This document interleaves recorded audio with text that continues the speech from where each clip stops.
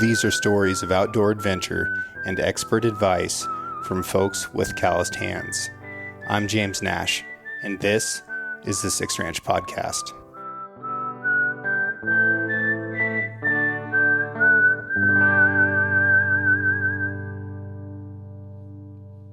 All right, we're back with Justin Russell. We're switching gears here from sniper skills for hunters to your predator work. Tell me about your role and what you were studying. Okay, so back in 2011, I got hired on at ODF&W. I was in college here in La Grande as a technician to start monitoring cougars. So we were in the it was a cougar predation study that was going on in the Mount Emily unit, and so. I got hired on to do monitoring, capture work, anything and everything to do to support this project. So what we were doing is collaring cats of all genders, and so we had males in doing territory. We're doing a population model, so we were doing modeling those territories, and then of male female overlap, and then that's how that started. So. With that, we were also monitoring predation. So we'd go in behind them. How do you get a collar on them to start with? So we had a houndsman. So we had a state agent, and Ted Craddock was ours for that area. And he would come in. He'd bring his hounds. We would cut a fresh track or turn them loose. They would tree it. We'd go in with dart gun, dart it, get it out of the tree. It sounds easy, but there's lots that go into that. Sometimes they get hung up in a tree. Sometimes they bail out and take off running. I mean, all the above. So we dart it. We use some very, very, very amazing drugs to do that, xylazine and ketamine, and then you'd go in and do what you needed to do. You can reverse that with what's called yobine. So it was a reversal for the drugs. So amazing drugs. You could go in there. And big tolerances. So you could use, a lot of our females would be 90-ish pounds, and then males varying of ages, sizes, all the above. So we had a little data sheet we'd go off of to, little calculations to run to see how much of each chemical to use. Give yourself a small buffer. You're just eyeballing their weight when they're in the tree to figure out what the dose is. Absolutely, yeah. So we're going off of a kind of a standard. We were, you hear these stories of 130, 140 pound females. I'd like to see it. We were at 80 to 105 is what we were kind of dealing with on the big end. So I would always do I would do enough drug for a female for a 120 pound cat.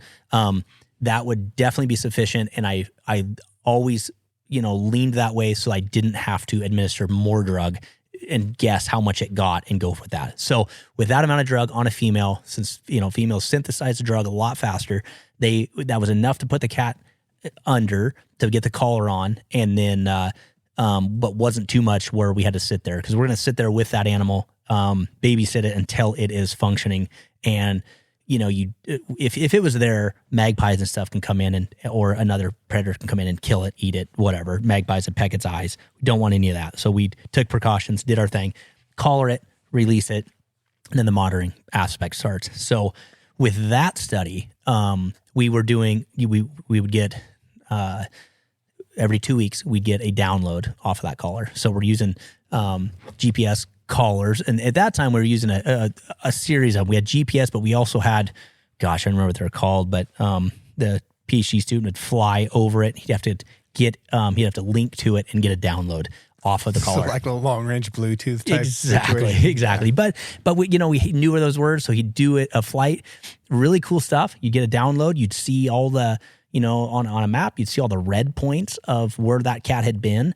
We'd run it through a database. He would, and you'd kick it to me, and you'd see all the points of where that cat had stopped or where it had registered a location. So we're doing 7 locations a day, and anytime, and it varied on time of year. So in the springtime, if there were 2 dots, if it stopped and left two dots in, it was like 90 meters proximity, we went to see what it stopped for. Most of the time that cat is moving, it's going to leave a dot, and it's going to be moving around, outside of that, and it at least kicks a bunch of those out. So we're not going to every point, But what it's getting is it's getting a what we would call a cluster of points that we would need to go figure out what that cat stopped for. So that was really interesting. The capture was a part of it. Amazing experience. You using hounds, treating those cats, darting them, doing that whole stuff. And then the monitoring was just as captivating. I mean, it was just incredible to see all the different stuff those cats were killing. We would also see differences on the kill site. We would find lots of deer at that time if they were over on the reservation side, on the Umatilla Indian Reservation is where a lot of the work would go, especially in the wintertime. Cats would pull there with all the ungulates going that way. And so they would go that way. We'd see this, a lot of deer of, whitetail as well as mule deer, and then a lot of elk predation. So what we'd see, in that May 15th, we'd start seeing the first elk calves getting eaten. First clusters would, even I guess May 1st, you could maybe start catching a few, but by May 15th, it's happening. When you got a cluster, you were going out to investigate that. Yes. Yeah. And try and find, because it was usually a kill, right? Exactly. Yeah, there was a lot of kills. A lot of time, that time of year, you're definitely there, and they're really which time of year? That springtime. So okay. Early summer, early summer. They are pulling to those calving grounds. They know it's the dinner bell is getting rung. Those cougars are heading that way. That's where stuff's happening. Easy prey, and they're so good at it. And using some of that military experience of attention to detail, you got to be on it to find those elk calves. You're finding a skull cap, so they're eating everything. They're really targeting those nutrients that they can't get elsewhere. Brain, internal organs, stuff that they're getting out of that, and their brain is a big one. They're crushing that, and they just, and then they're pulling some hair. So you're going to find a couple. You're seeing some scuffed ground. They're not burying it like they are later in the year. For the most part, they're eating it in a sitting. It's or two at most, but it's not getting cached. If you find a big disturbed ground, that's where they're making a toilet and going to that, and they go back to the same one, and then they come back and eat. But you're finding the top of the skull cap. You're finding a circle, maybe a couple inches circle, bright white bone where it crush that head, and then you maybe find a couple molars, and then you're finding the hooves and a couple pieces of fur. That's what's left of that animal. It is getting consumed from end to end. It is all gone. That's amazing. Mm-hmm. And so, as that spring's wrapping up, going into summer, they're still targeting elk, in that area that they're doing both. But that elk calves are the deer are, not a lot of deer up there. So they are keying in on those elk, and then they're starting to cache stuff. The animal's getting bigger, but what we start finding is a lot of bear usage. Bears are finding it very rapidly. A lot of bear scat in the area. You could tell they ate a lot of material off of that kill. And so cat bails, it's gone. We'd see these small clusters, 2, 3, 4 points, and then gone. You'd tell where that cat, you'd have usually 2 clusters on a kill. You'd have the spot of the kill, sometimes 3. You'd have a spot of a kill, bathroom, and a resting spot. Females are going to pull off 100 yards from that kill and lay there is what we would notice.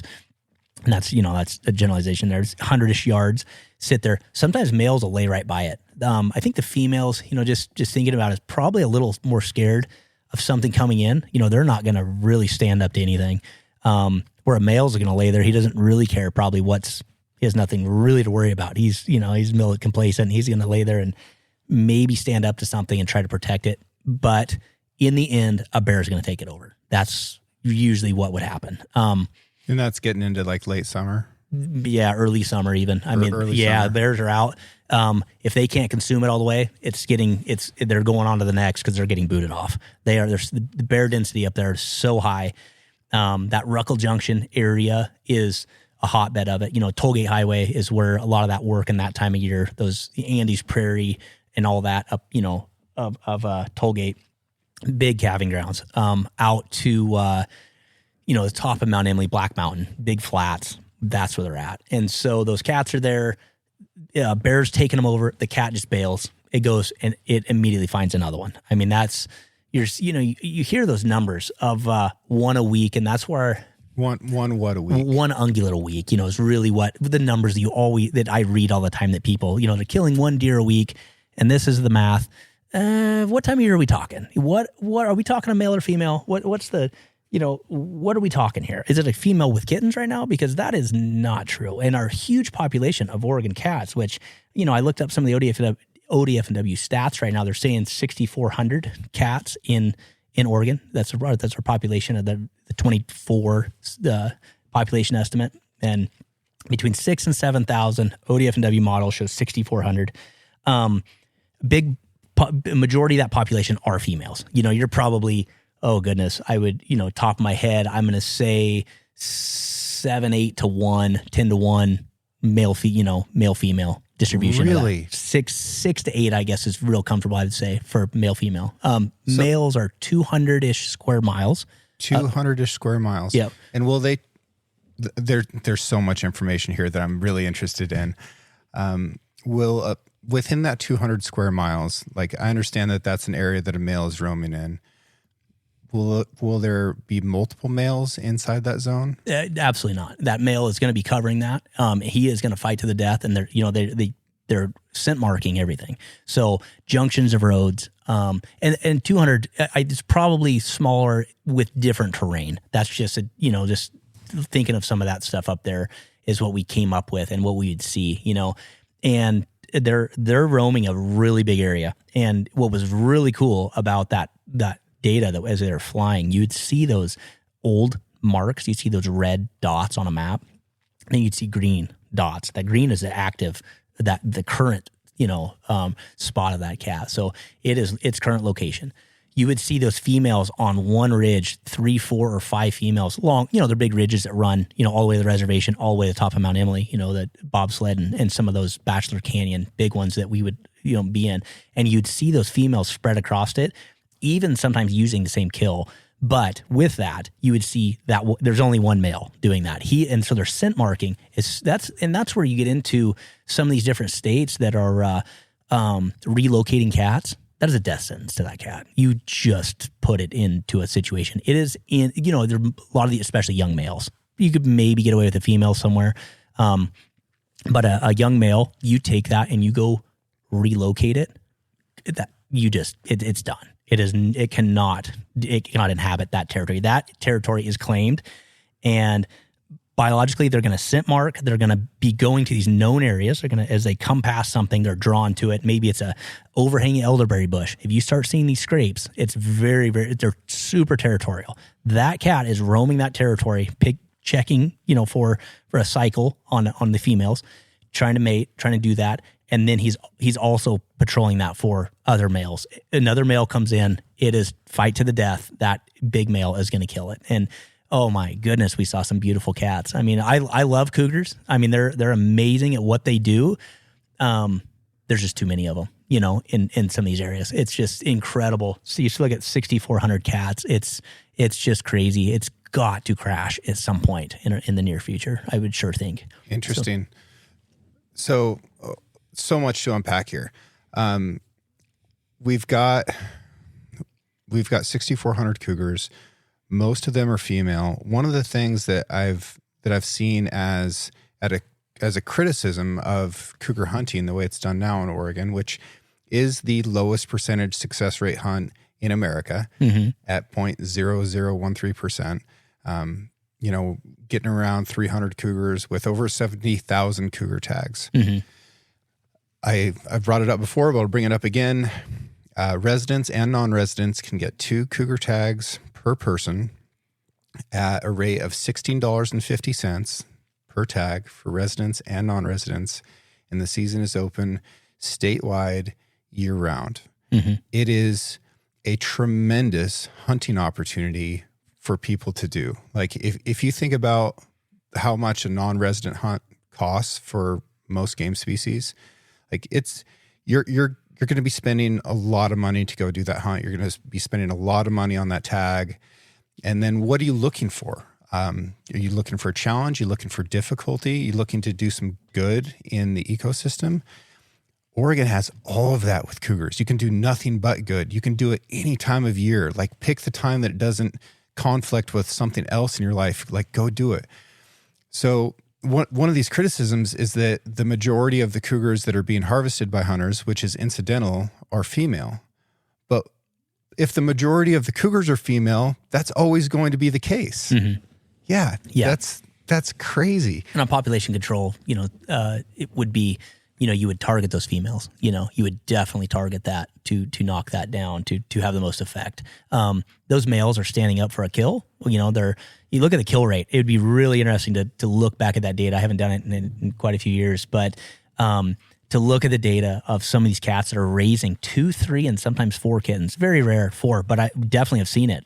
Just one of the last captures I went on to go do for them to recollar a cat was up in the Starkey unit, and it was insane to look at the road. There were tracks going everywhere because there's 4 kittens. We ended up treeing a couple of them, and they were all 60, 70 pounds. And they're just, had just covered it like a pack of wolves, zigzagging. There's a bunch of deer and elk in there, but they were just all over the place. So looking at a kill rate of a cat that's doing that, and it's really, those males are so lazy. Those male kittens are, mom's still feeding them until they're like 110-ish pounds, Really? Yeah, until they're, and so they're bigger than the female. Are they and she's 2 years old at that point? They're 18 months-ish, Okay. up to, and they're rolling along at that, and they're mom's still feeding them, and so they're learning stuff. Obviously every day is a learning experience for them, but they're still waiting for the dinner bell to be rung by her, and you think 4, 3 kittens on 2, even that 2, her and her 2 kittens, and they're not eating rancid meat. So summertime, it is happening. It is a constant hunt. Nothing is safe. They're not like the pack of wolves that's eating something, laying down and gorging themselves and having a nap. That female has got to be on the hunt at constantly. You think of 4 kittens. What an incredible rate of consumption. The amount of protein going down the hatch at that is a lot of calories. Oh, insane. A lot of calories. Okay, so she's laying up 100-ish yards away. Yep. Is it typically in a place where she can view the kill site or smell it or hear it? Yeah, definitely. And you'd see some bunch of that rock bluff, rock face. She might be below it. Sometimes we'd see, big. Really.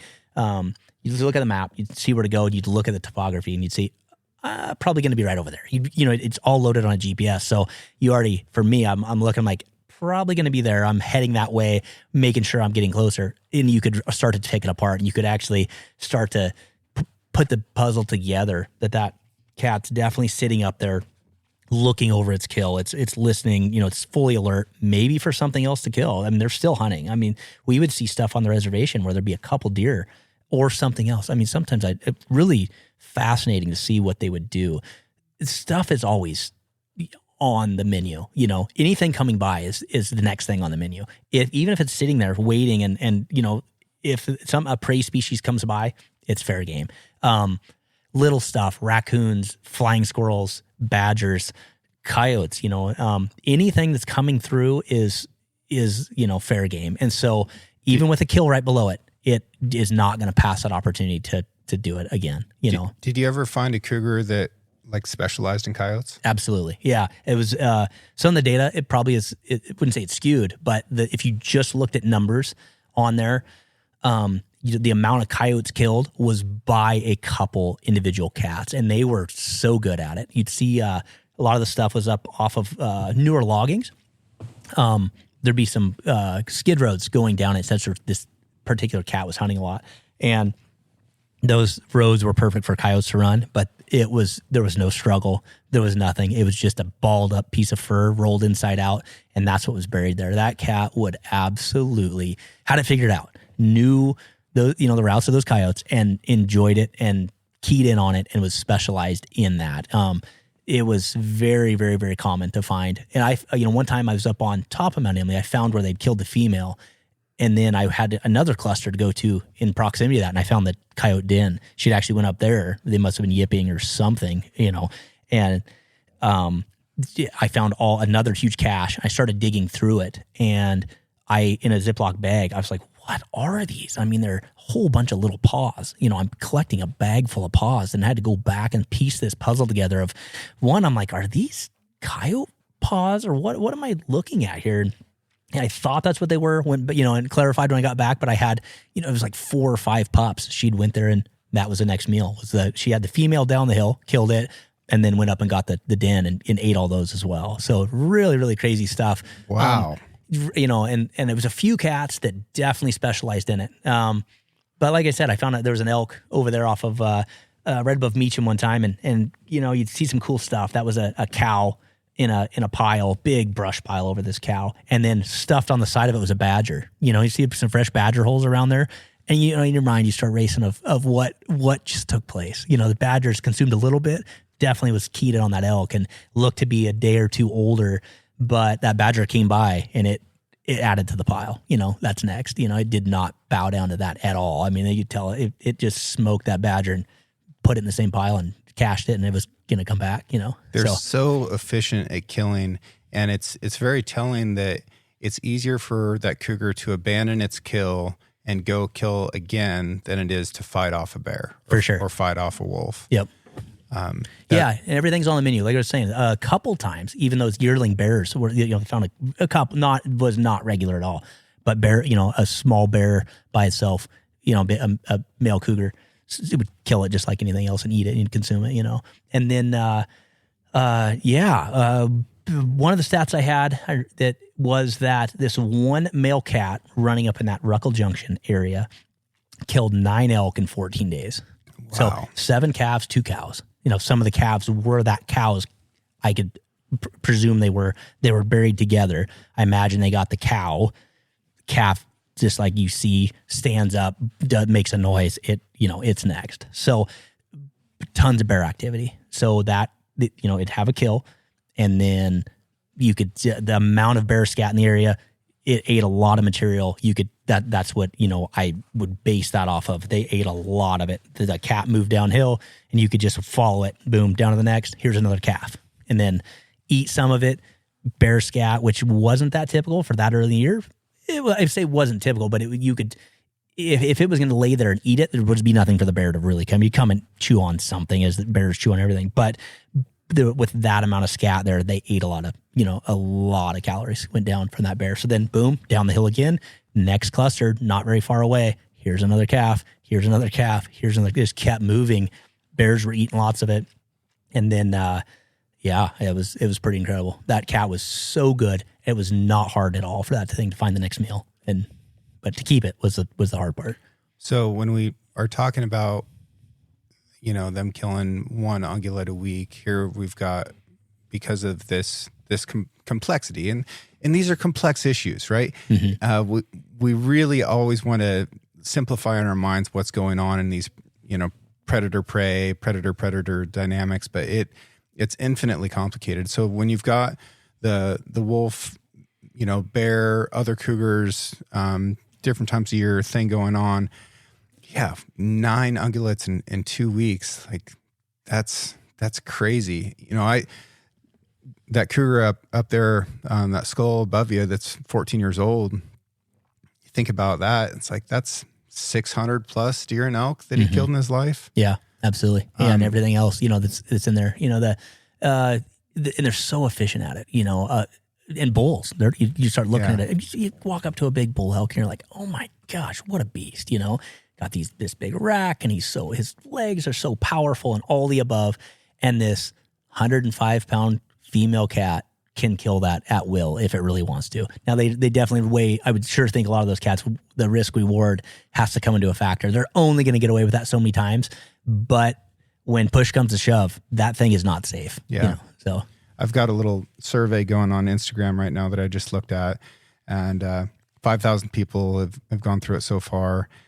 52% of them have not seen a porcupine in Eastern Oregon in the last year. Yeah. I haven't seen a porcupine in Eastern Oregon for 10 years. Wow. Nothing in Wallowa County in the last 10 years. I've been talking to the people who say that they've seen, more than 5 of them, and it looks to me like there's a couple little pockets that are in some sagebrush country that have, remaining populations of porcupine. But in the in the 80s and 90s, this would be an animal that you saw almost every day that you're out in the woods.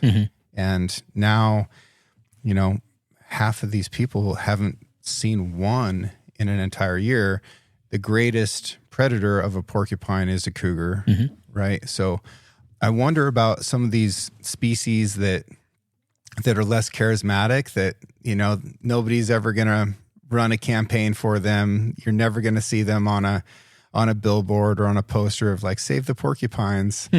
But there's a study, you know, they did it. They looked at stomach contents of cougars, and they had to find where exactly this was based out of. But I read it, and they took that, and you could see in the stomach lining of a cat, it stains it where they're absorbing those quills, and so they stain, and it's very common. They are eating a lot of porcupine. I mean, you're definitely not. If you're thinking you're going to survive on that now, it's we're going to see a rapid decline, you know, of predator populations, because like you're saying, it is very rare to see them. And, you know, those old school biologists, I'm sure Vic had talked about it. You know, Leonard and LeGrand and those guys, there were big conversations. They knew what was happening to this, but is some red flags going to go up? Because they are non-existent in the mountains. If you see a porcupine chewed branches up, you know, you start paying attention to what to look for. You see it and it's like a beaming light. You're like, oh my gosh, look at that tree. They do glow. You know, they're stripping those branches, and we have some spots that we find the porcupines every year, because there's a few trees that have porcupines in them, and you know, my daughter loves to see them in the tree, and we look for them. There's a spot on the interstate you go down, and you can see the trees glowing. You know, they love the willow trees, and there's a isolated couple pockets that have them. The trees glow, and you can see, and there's actually one dead on the interstate right now, right there. And I've been meaning to pull over and get a couple quills off of it, but that's besides the point. But it's very rare. You're very right. It's the unicorn out there right now. And they were doing a critical thing for the ecosystem, which is opening up the forest, right? So they ring these trees, and they either kill that tree and turn it into a snag, or they partially kill it and the tree dies later. And that's how these snags get hollows in them, which are critical habitat for a huge number of species. When they chew on willows, they reinvigorate that willow so it can grow back in new ways, right?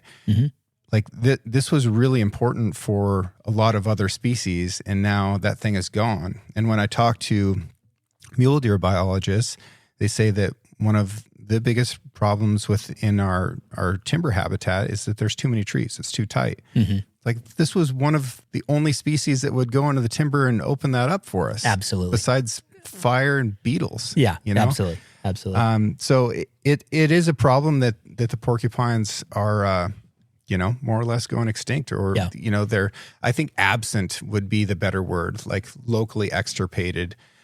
But kind of a shame. And what a cool animal. Like, you think about what that animal actually is. This is a mammal that grows spines that stick into other stuff to protect it, and then can grow new ones. Like, that is such a remarkable adaptation. And, you know, they occur in other continents. Like, there's the African porcupine, which is similar but different. You've got hedgehogs in Europe. And we've got our little Western porcupine that is, you know, a tremendous food source. Like, they're really fatty, and, you know, they're slow moving. And in Canada and a lot of places, it's illegal to kill them because they're kept as a survival food, because it's something that, you know, if you're caught out there in the woods, that you can, you know, get with a stick, basically. Yeah. But yeah, what a shame that we've let that happen. Yeah, we were looking at some of that on the captures. We're looking at, you know, deformities, injuries, all the above. One of the things we're looking at is would be logged if we've seen it, with quills in the face, forearms, you know, where they're pouncing and stuff. And not that uncommon. Right outside of LeGrand city limits, we had a collared cat die, and we went in to look at it, and it had an entire mouth and face full of quills. I mean, that porcupine cat was not doing well. It was young. It starved to death because that porcupine, it thought it was getting an easy meal, and it got an absolute face full of quills. And not a great way to go, but that porcupine did exactly what it was designed to do, and it gave that cat a face full, and that was all the way into the mouth and everything else. It couldn't eat anything. So, and you've got something as lethal as a cougar. Like, you got to you got to give credit to the rodent who killed it. That's amazing.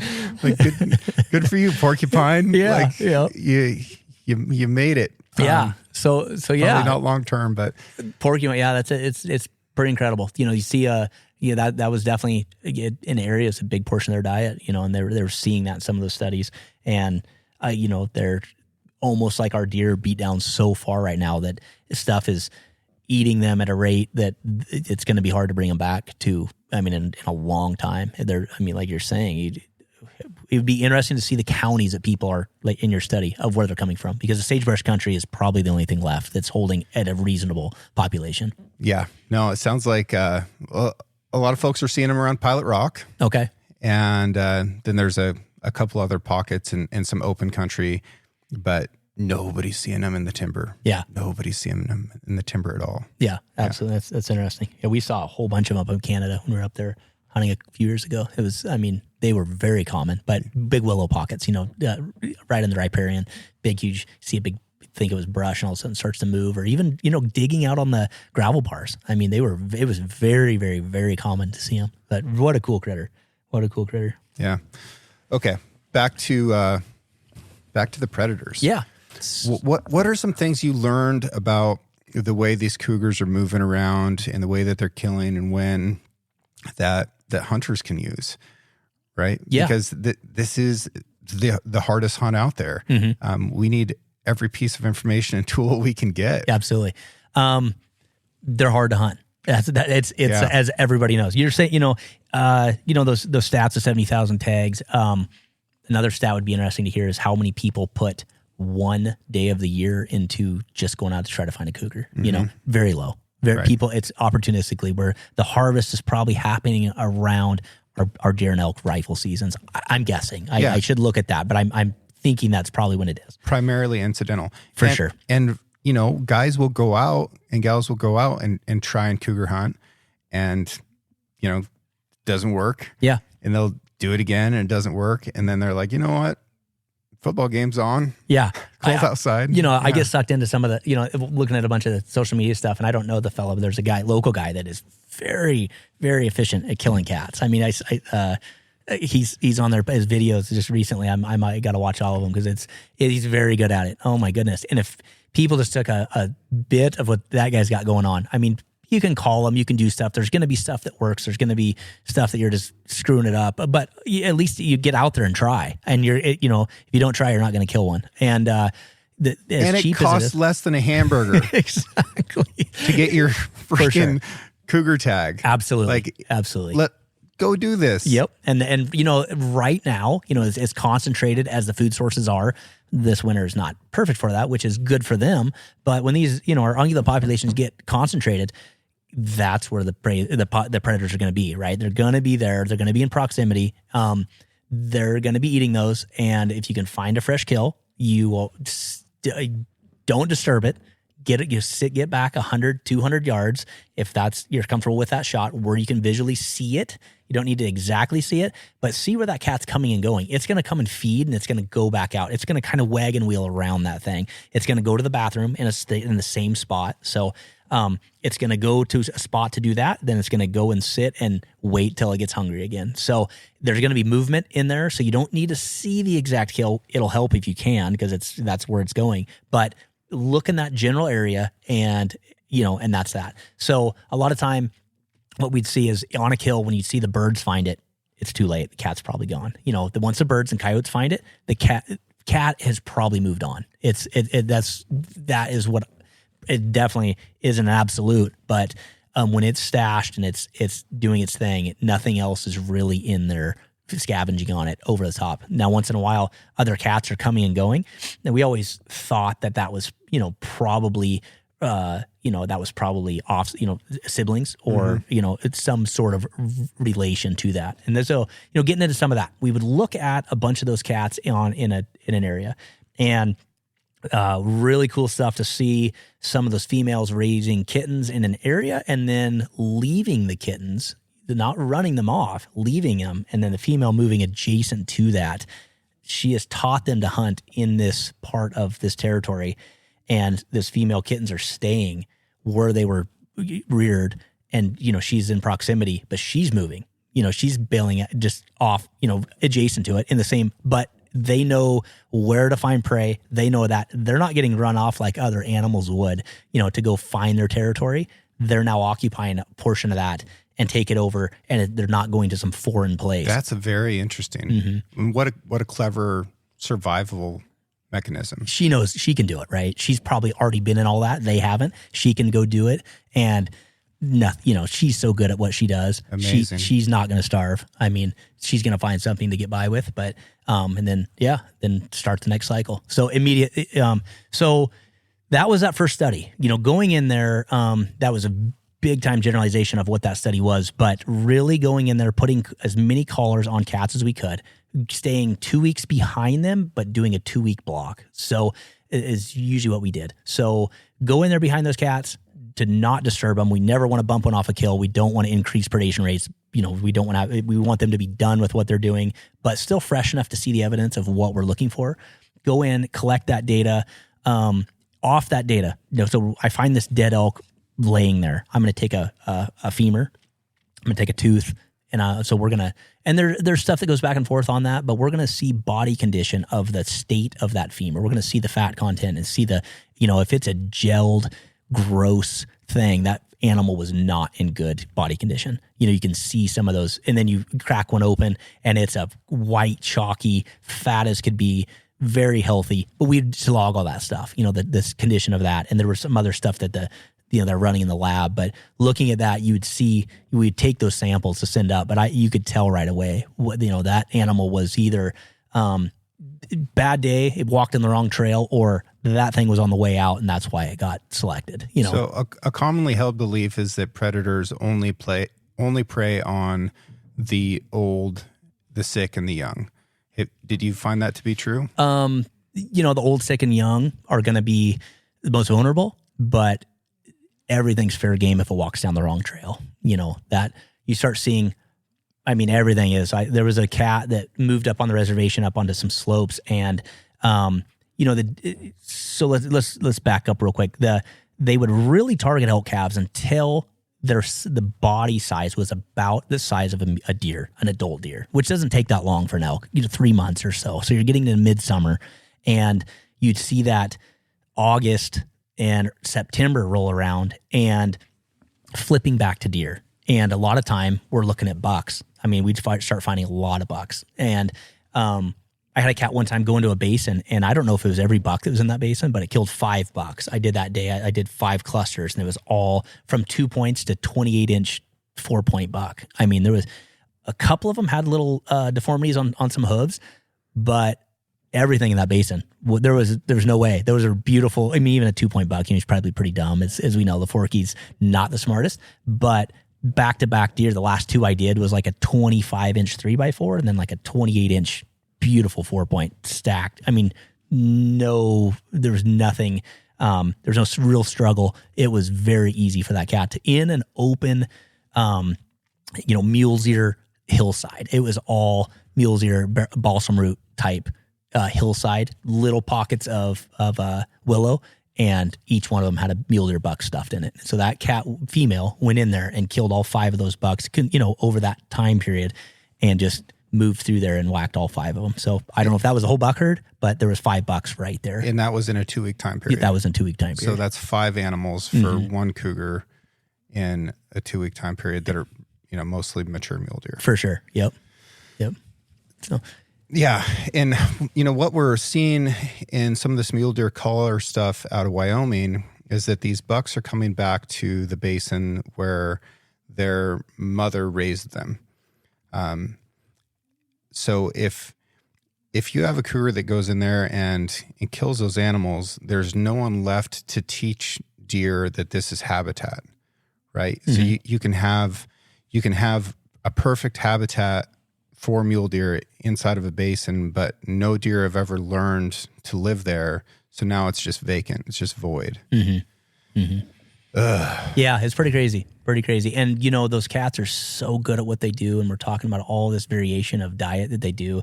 They are bouncing from, the occasional porcupine to a badger to an elk and they're not going to starve. I mean, now we'll get into that here in a second. We start incorporating the wolves in the next study that came on when I came back into that line of work and for the next study. But those cats are going to eat meat until, I mean, they're good at what they do. They can adapt to the next food source. There's something on there, and our elk population in these is good. I mean, there's a lot of areas that have a ton of elk, and when they're hungry, they're going to go find something to eat, and that's what they do. They're good at it. A cow, a calf, they're going to go every deer that they not every deer, but a lot of deer. They come and they're going to hunt deer, and when they can, but they're going to hammer those elk and then eat the deer as they come by. Even if there's only 10 in that valley, they're probably going to eat a bunch of them, and so they're not going to starve though. They're going to eat something else, and then they're just because they're unsuccessful in that hunt, they're going to go find something else to get by on. What kills these cougars in the wild? Males, each other for sure. Kittens, males coming in to make that female come back in. Occasionally we'd find, so you asked that a couple situation come in, females protecting their young from a male cat, and he killed the kittens and her. See, they were all in a heap. She was collared, they were, but really, now with wolves on the landscape, we found a bunch. Never had a kitten that I collared get to adulthood. I was going in. So what we were doing, the next study. So let's just go right into that. The next study was we had all these collars out, and the next PhD project kicked off of wolf cougar interaction. And so we had all this data from this study was from the previous one, population models where they brought in, that we were just talking about, all that collar territory. Also went in with scat collection dogs and did a 100 square mile grid, couple dog teams collecting that running DNA to really model to get that, then to model across the rest of the stuff, to get an absolute on this landscape. And then, so we had a model of exactly what was in Mount Emily. We had very, very hard data showing this many cats are using this 100 square miles. It's 700 square miles. Quick math, boom. This is probably what we got. It's very characteristic across it. A lot of similarities. And so now let's go into the next one. Wolves come in the landscape, and they are, the Mount Emily pack establishes right on top of exactly where the study has just taken place. So the next study kicks off. How are they going to incorporate into the landscape, and how are they going to affect the cougars that are currently there? So we started watching those cats, and it's really cool, really identifiable when you got a female with a kitten with a litter. She has a data set that looks like a wagon wheel. She goes to a spot, she's going out hunting, and she's coming back to the same spot. So here we are, we're looking at that, find that, we're expecting it. So we're watching a little closer on a female that, using trail cams and other things. She doesn't have kittens. Now she's going back to a spot over and over and over. So we wait, bring in a hound on a leash. So have one this is docile. It is not going to attack. It's going to bark, but it's not going to jump on something. Some of them will. We definitely take one that wouldn't. Walk in there. The hound would keep the female away. She's collared, so we could, with VHF, we would be able to monitor her. We could hear her run. You could hear her just like jumping at any other animal in the woods. Take off. The dog we'd get it excited, get it on the scent, so it'd bark. Never turn it loose. But then we already knew where we were going, but we'd get her out of there. That was a great way to booger her out of there and then be able to get in. And the first one I went to, I am walking by this big down tree. You think of like a den, in my mind, I'm thinking a cougar den. It's going to be a cave. It's going to be not at all. It's a stump, or it's a down tree that has some brush, and she's just made big enough to get out of the elements, but she has great, she has cover, and not all of them even that, but most of them have some sort of cover, and it's a down tree. And I'm standing next to a windfall tree, and I hear this chirping like a bird. And all of a sudden there's this house cat sized kitten walking the tree. And I have a pillowcase. I had my hand ready in case everybody had one. There was, I think, 2 or 3 of us that were in there. And I just pick it up like a house cat. And I said, I think I found what we're looking for. I just picked up a cougar kitten, and it just has these sparkly blue eyes, cute as could be. And oh my goodness, it was docile. It kind of growled like kind of what your cat did to Jenna when she picked it up earlier. Kind of gave me a funny look, and then just hung out. I mean, it was the coolest, docile. It was, I think, 3-ish weeks. We were always trying to go less than 4 weeks, because we could maintain that. And there was no fear in this cat. It wasn't aggressive. And I mean, it's tiny. So anyways, I have this held, and we put these little collars on. So we have this little VHF collar that goes on, and it has a couple threads of, it's threaded a couple times, sewn a couple threads. So any pressure breaks that and goes to the next sequence. So it's expanding as this cat's growing. So it would break, and then come off. So then when it has a mercury sensor in it, and when that thing goes off, we're going to go in and pick it up. Mortality signal is going to go off. It's going to be an audible noise when I check it, a beep, beep, beep. Well, now when I check that thing, and we're checking it very often, it's going to be beep, beep, beep, beep, beep, beep, and it's audibly different. And this is the mortality signal. The collar is on the ground and has not moved. And usually it's, 6 to 8 hours. I can't really think it's 8, but might be 6. And neither here nor there, but I'm going to go in and find that collar. I can go in with the, telemetry, and I can walk to where this is at. We put on numerous collars. We'd never had one. We'd see the interaction. We'd see the wolves. We'd see the female, the collars overlap. The wolves would come right on top of them. I could find where the female climbed a tree. I could find the claw marks. I had a cluster of her points at that tree. I knew that was in proximity to the den, or where she was caching those kittens, because I'd been checking on them, and I would find collars laying on the ground. And then I'd run a lot of cameras in those areas. Never had a kitten show back up. She would go rebreed and start the cycle over. Clearly they died.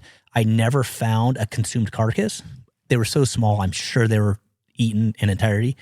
But I'd find that, the little collar laying there on the hillside. But they're being packed somewhere is what I could surmise. And that then they'd go through some brush, and there's this collar laying there, never to be seen again. The cats were gone. They were dead. And so that just replayed over and over. That's what we had. And so those, they were stealing kills. The wolves were doing exactly what the bears were, but bears are hibernating. This was a free for all for the cats to go in there, kill something, and lay on it for, a long time. This is where that stat starts to go the other way. You start looking at a kill per 10 days, a cow elk that's stashed in the snow, a couple ravens probably eating on it, maybe occasional coyote if it's brave enough, but it's able to eat it. Wolves come on the landscape, that kill is now getting consumed by something else. So they're taking it over. Cats are now increasing that rate, but also those kittens aren't being able to come to it. Kittens are dying. And so you have this relationship going on of an overlap that's really incredible, and really, really, really diving that survivability of those kittens. It's low anyway, really low once they came on and overlapped that. The last time I checked a bear in to the ODFW office in Pendleton, just asked, been checking any cougars? And they said, no, it's less than normal. They're like, honestly, since the wolf population stepped up, we don't really get them anymore. Mm-hmm. It's interesting to me. I wonder if we don't have a high cougar population, which I know that we do, but a high cougar population that is also aging. Yeah. Oh, absolutely. Absolutely. Even with our elk, right? I mean, all these populations are aging. Our adults there's no recruitment. Recruitment is just so low, and it's so hard for them. I'm sure it's going to bounce. It's hard for us to in our head to watch this happen. It's gonna come and it's gonna cycle, like everything does. It's hard to wait for that. You hope it's gonna cycle. You would think it has to. I mean, well, we think in the time scales of our own lifetime. Absolutely. It's hard to see outside of that, and these cycles could be centuries. Mm-hmm. Absolutely. And they're gonna drive it down. They're gonna do stuff they're gonna. This isn't a rabbit cycle. It's 7 years. That it's the boom and the bust. The lynx snowshoe hare thing. Exactly. That you watch and you see it, and the grouse pops and whatever. You can see this stuff ebb and flow. This is clearly going to be longer than that. It's clearly going to be different. These things weren't on the landscape. They are now. There's a kind of a free for all with this elevated elk population for prey. At some point that's going to go down. we see the elk, we see these cows. You do the tooth data off these cows that are getting harvested. They're all getting old. The average age is up there. Obviously, if you look in the valley floor, that's not true. And some of this stuff, they're living in agricultural fields. There's some stuff happening there. But overall, the animals are getting older. Like you're saying, cougars are probably following suit. And the wolves, I don't know. It's a tough one. The wolf argument, the wolf population. I've seen a pile of wolves here. I was so fortunate to be able to do the work I did and see the stuff. There's a lot of misconceptions out there. There's a lot of truth to them. There's a lot of half truths, all the above. So talking about some of those without just throwing out generalities there is, them killing and going in and finding a calving ground. I mean, it's brutal. It really is. What happens? There's 3 or 4. They're hunting in small groups at that time of year, out grabbing something. But they're grabbing an elk calf, taking a chunk that they can pack back to the den that might be 2, 3, 4, 5 miles away, grabbing a chunk, taking it back, might be a back leg or a half of a calf at that time if they can pack it, or a full deer fawn maybe, or a half of a fawn when they're really small. And never, they're not going back to that. That's what they get. That's the piece. They consume some, grab some, go back. I'm sure, that whole thing of bringing a leg back is to feed the pack. They're in support of that. Heading back out to go find another one. Sometimes you'd find it where they got into the calves and there'd be, you see them what they do. They're not smart. They're in those groups, right? Especially in that stage where the calves are starting to follow the cows. They get spooked and they just start, kind of screeching and calling. They're excited, making noise. It's a free for all. They're dead and they do kill what's there to be killed, and then only grabbing the piece that they can pack back. I mean, they're not going to sit there and eat what they just killed. They can't. So that surplus killing definitely happens. It's not a norm. Definitely happens though. But you just killed all those calves. We're already in low recruitment. We already have all these other issues. It is very detrimental to these isolated populations. Can you remember any examples of that surplus killing? Absolutely. Yeah. Sheep. I mean, the domestics up on Mount Emily were, oh my goodness, it was brutal to see. When they would bring those trucks into, off the Tollgate Highway, and they'd unload those trucks of sheep and start pushing them up, say like Phillips Creek is where they like to go and where they start. It's easy to get trucks off of the interstate or off the highway there. And that was like a dinner bell. Those collars of those wolves, you could just watch that the next day it was on, and they would just, sheep are sheep, as we know. They don't have a lot of defenses for them. So, and standing in a corner in a cluster is not how you're going to get away. Well, they can't. They're fenced in at night pinning and other ways. And just be, when there's 2 or 3 wolves and you got, 14, 16 dead sheep in a pile, and these other ones that are just maimed and everything else is, just brutal. And that was on the domestic side. But those elk calf things, when I'd go in for those clusters, because we did the exact same thing with clusters on wolves as we did on cats. And we did both at the same time when that came about, when that next wolf cougar interaction study took over. We were doing all the same clusters, but mostly on wolves, as many wolves as we could do. And that expanded to areas as the wolves came in and we get collars out. We were doing that. And so difference, I guess, you're asking me how we were catching cougars, hounds, is clearly how we caught them. I mean, that was exclusive. Now, wolves it was really cool. That's where, trapping kicked off. So we'd foothold trap, and then really effective was the aerial darting out of, in the winter, dart them out of there. So out of the helicopter. So dart them, get collars on, one of 2 ways. And then occasionally, a trapper would catch one in some of these other areas. We didn't have that, but I do hear about it, out in the Keating Valley and stuff. These guys have caught them in coyote traps and have called and got collars on them, and that way. And so start monitoring, start doing that, and then start seeing some of this stuff exactly play out how it was. I caught one in a coyote trap just back of the house here. This has been years ago, and I was just checking my trap line, and I heard the chain clinking, and I was like, sweet, got a coyote. And I get up there, and the trap circle is deep down into the earth, and there's nothing there. I'm like, what? Like I swear I just heard it, and I'm like, how am I not seeing this thing? And I looked down in the timber and I saw snow coming off of limbs, and I was like, oh dang, that thing just pulled out and ran off. And I go over there and there's black hair in the trap and wolf tracks, and I was like, oh my goodness. you could see the ODFW office from where that trap set was. Yeah. Like, good grief. And it's, we're, I don't know, 3,000 yards from the city limits. Yeah. Dang. Yeah. They're brutal. They're an animal that is very efficient at what they do, too efficient, for this landscape, with this overlap of, this is all my opinion, of this overlap of all of our domestics that we have, and the territory that they run is, no matter where on the landscape they are, they're going to overlap that, So, oh my gosh, they're good at what they do. Yeah. I mean, they can run a deer, or, you see them run out of a helicopter, and it is incredible. When they stride out, they run past a herd of elk that's, some of this prairie stuff out here, right out of town. They stride out and run, and you're like, that's how they do that. That thing does not have a chance. Right. I mean, they can do whatever they want, and you start putting some of this pack sizes, this, Norgard and some of these packs that are absolutely gigantic, 16 adults, there's, stuff from years past that we had. Oh my goodness, nothing. I mean, they can kill at will. There is nothing that is going to stand in their way if they want to. And they have to. Like, that's a lot of food that 16 wolves has to consume. Like they've got to be killing every day. Oh yeah, absolutely. Absolutely.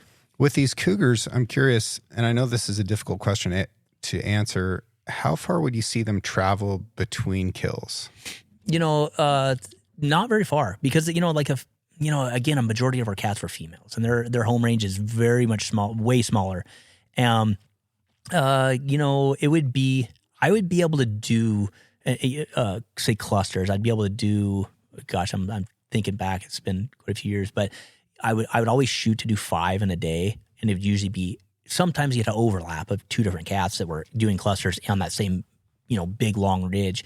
But so what I would do, I would go up and I would park my vehicle. I'd have a plan. I'm going to hit this cluster, this cluster, this cluster, and I'm going to cover this hillside. So, and be done with that. So then the next day I could just, methodically move through the landscape and get it all done. I would find a kill, and then, in the same drainage, definitely, 300, 400, 500 yards at sometimes away, maybe up to 3.5 mile, you'd find another one. I mean, they're eating, and then they're just easing onto the next ambush spot, or finding something else. But because they're living in an area that's is a predator. They're in a prey rich environment. There's a lot of stuff usually where they're living. They're not there for no reason. So while they can strike out and cover a lot of distance, sounds like typically they're not doing that. Yeah, and a male, definitely different. The exact opposite, right? He's scent marking, finding food. His whole purpose is breeding, right? He is passing on genes, and so he is feeding on that route. So he's going to be bouncing to the next spot, marking, going on the move almost constantly. I had a big cougar, big male cougar on trail camera this year, and I caught him, I don't know, a dozen times. He stepped in the same footprints. Okay. Every single time. Yeah. Like he was so consistent that I would catch him stepping on top of the same rock every time he went past. That's cool. Yeah, it's incredible. Like amazing. I said, yeah. You see, again, with those animals, you see some of that. It's back to the misconception stuff of size. Such a hard animal to judge. Wolves, cougars, both. But you hold up a 140-pound cat. I mean, yeah, go try to stuff your cat in the mailbox right now and see what happens. Now let's put 125 pounds on that, and pick that thing up, and I could tell you it's 170, or I could really tell you that the scale hit 135. And they are so deceiving, and they're so it's so cool. I mean, I saw that guy online just killed a nice male recently, and whatever he's going to tell me, I would have believed, because that was a big old cat. And I think it was 140 something pounds, but oh my gosh, the paws, the head, everything. They're such cool critters. Seeing them there, the biggest one I saw on the scale was right at 170 pounds, and that was a 3-year-old cat. So you age them while we're doing this. So this is the CRM ridge on the canines. It protrudes out of the gum line at 3 years old. So a cat that doesn't have a ridge on the canines is 3 years old or less. This cat was flush with the gum line, 170 pounds, not a blemish on him. You know, you see those old males run down, fought to holy heck, killed stuff beyond belief. And, you know, they got chunks out of their face. They got chunks out of their missing an ear, whether it's frostbite or bit off, one or the other. I mean, it is incredible what these things endure. I mean, through, you know, acquiring prey as well as fighting for that territory. It is a brutal life. That big male lion that's full body mounted inside my entryway there. I mean, he was beat to hell. Yeah. You know, he had holes all over his forearms, all over his chest. He had a cut on his eye. There's holes all over his face. And he'd been in a hell of a fight within a day or two of when I killed him. And I think he was probably old enough that he lost. He was on his way out. But it was the craziest deal because, as you know, the mule deer are just not having a good time right now. And I was out there with my buddy Chad, and we hadn't seen a deer all day in some classic winter range, and saw this little pocket of muleys out across the canyon. And I said, I wonder if these cougars ever starve to death. And he said, maybe when they're young, but probably not once they reach maturity. And, you know, we went another 100 yards. I was like, stop. And I see this big old male cougar sleeping at the base of a tree, and got up and was just about to boogie out of there when 3,400 feet per second worth of 40 grain hollow point and got there. And incredible. Just how it happened like that. And we're talking about it. And I think he'd been in a fight. I also think that he was bedded there watching those deer and making a plan for how to go over there and kill one of them later. Yeah. Yeah. And that's, you know, that's pretty crazy how they do that. You'll see them.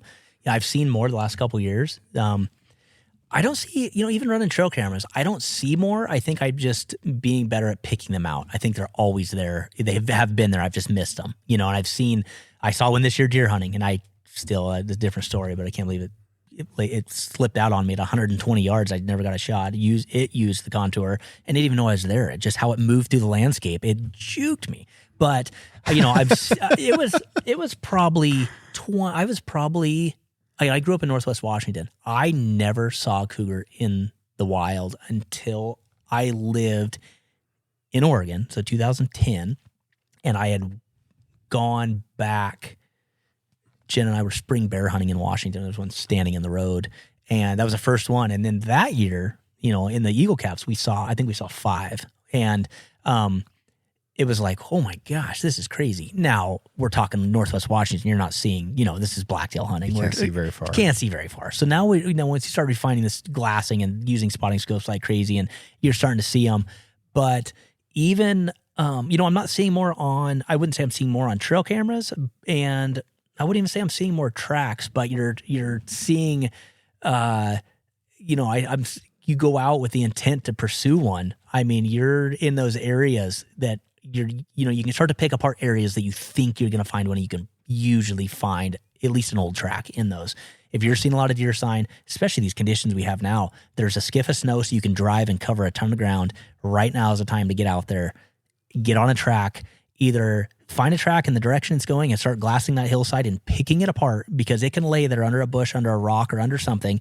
And if it's not moving, it's going to be hard. You have to, you know, use some skill and finite, looking to turn it up. But get on a track, look in the direction it's going, and see if you can turn it up. But right now, where you can cover it, and you have the animals are down lower, they're not all over the Eagle Caps, they're definitely down on the lower elevations. Those predators are there right now. You know, you're asking me, what could we tell some hunter to do? Get out right now, help them out, and do it, because right now is when you're going to kill one, other than your happen chance of deer season, right? I mean, this is the time, and this is the year to do it, with a low snowpack where you can cover a ton of ground. So, you know, we just saw some sign the other day, and I had a buddy out, actually on Sunday, and he was out trying to kill a cougar, got out of his truck. Nature was calling, and he had his toilet paper in his hand, like that old school picture of the toilet paper with the big buck, he is 20 yards from his truck walking uphill really quick and looks, and there's a cat looking at him. And so he's out cougar hunting, and long story, but he stay strapped. Exactly. Good grief. Exactly. Oh, But, yeah, I would never recover. I'd certainly never tell you if it happened to me. Well, I think it's great advice. And like I said, like this is such a tremendous opportunity of a hunt because it's inexpensive. It's all year round. This is a great time of year to do it. Springtime is also a great time because when it warms up, especially before those fawns and calves are on the ground, they can't keep a kill because it goes rotten instantly. They can't go back and feed on it over and over again. And, the smells get out and other stuff finds it. So I think a lot of turkey hunters incidentally call in cougars because they're pretty vulnerable that time of year. Yeah. So you definitely think about like that March, April time frame. But right now is a tremendous opportunity with the conditions that we have in Eastern Oregon and throughout the West. Like you don't need dogs. Like it's a tremendous advantage, and I wish that we had it. But just because you don't own hounds doesn't mean that you can't go try and do this. Absolutely. And like worst case scenario, you're going to spend some time in the woods, walking around, looking for tracks, and becoming a better woodsman. And look, Netflix is going to be there for you when you get back. Absolutely. And you're talking about that. Get out there, play the call, and worst case scenario, you're going to call in one of our coyotes that's out there in the massive quantity that we have. And some of that, I guess, leads right into some of that. We're talking predators in general. You're seeing some of that stark experimental data come out for the mule deer stuff that they were running the last, it's been a long ongoing mule deer study. It's predation on those fawns, and coyotes on adults and fawns is way more than I would have ever thought. I mean, coyotes they especially, talk about figure out stuff like animals that key in on something or learn some learned trait. You're talking with cats with the coyotes, eating the coyotes. Well, now coyotes eating deer, this is a thing. They are out there eating rabbits, squirrels, grouse, whatever, until the conditions are right. When that deer is busting through the ice and going down and can't run it to get away, it's smoked. And they were seeing that directly. Get on that wrong side of the hill, breaking through that crusty snow, that doe is done. Fawns, no chance, and terrible death too on some of those. A necropsy showing, the death by 1,000 cuts of that biting, and maybe not dying right now, but it is wounded and it's going to die maybe in a week or two. And when they do that necropsy on it and, cut into it and skin that back and seeing that massive amount of punctures, they're grabbing it and grabbing it and grabbing it until the doe runs them off, but the damage is done and it's going. And so, even like twins that they were showing a bunch of that. Yeah. Coyotes got those twins, in some of these cases, and that, but they were, 3 weeks apart. So they got this one, bit it a ton, it ended up dying, and then waited till the opportunity was right, and then came and worked the other one and got it too. And then once the conditions were right in the winter, got that doe. I mean, the population's so low, cats are eating some too, but the cat population's not very high in there. Coyotes, hammering.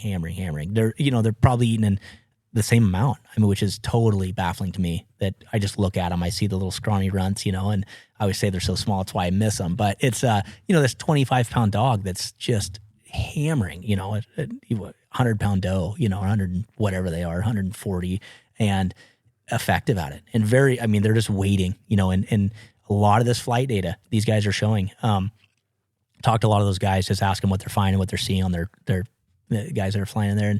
And they always tell me, it's so crazy because when the winter grounds, when you see a group of deer, there's always coyotes in proximity. They're not really, you don't see them really hammering them, but they're there waiting for that time, waiting for the conditions, waiting for a slip up, waiting for something to be right to be able to do it. They're surviving right in the same area and doing their stuff. And then it's not like they're living directly off of those deer, but when the time's right, they're hammering them. And so that's another thing. Get out there and try to call a cougar, and you're gonna be in coyote country. From 8,000 feet right now to the valley floor, there's coyotes all over it. So, okay. Closing thought.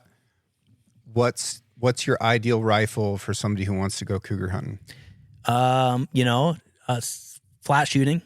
That I would say they're thin-skinned, easy to kill. Any of the 6.5-ish calibers are great. 6mm, 6.5, any of that stuff. Easy to pack, easy to shoot. Can shoot far. Has enough energy to kill an animal out to 500 and 600, no problem. And the way some of this country is, and the way you should be glassing for them and looking, that might be the shot that you have. And so I'd stick to that. It's one of the 6s. Flat and accurate. Flat and accurate. Love it. That's what I'm going to do. I'm going to get my 6 and go right now. There you go. Let's get out of here.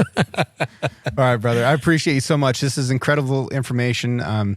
It's always a massive challenge for me to get actual biology data, right? Mm-hmm. And for the folks who are still actively working as wildlife biologists, they're largely hindered and are not actually able to do podcasts like this, which is super unfortunate, because the information that they have that we should all be benefiting from largely stays inside of that little bubble, and it's just scientists talking to scientists. So can't tell you thank you enough for the work that you did and for sharing all of your knowledge. Yeah, well, thanks for having me. Appreciate it. Appreciate it. Yep. Bye, everybody. Thank you to everyone who has taken the time out of their busy lives to write a review for the show and share it with their friends. I'm extremely proud of how intelligent, engaged, and adventurous this audience is. Original music for the Six Ranch podcast is written and performed by Justin Hay. Art for the Six Ranch podcast was created by John Chatelain and digitized by Celia Harlander. Thanks for listening, and we'll see you again next week.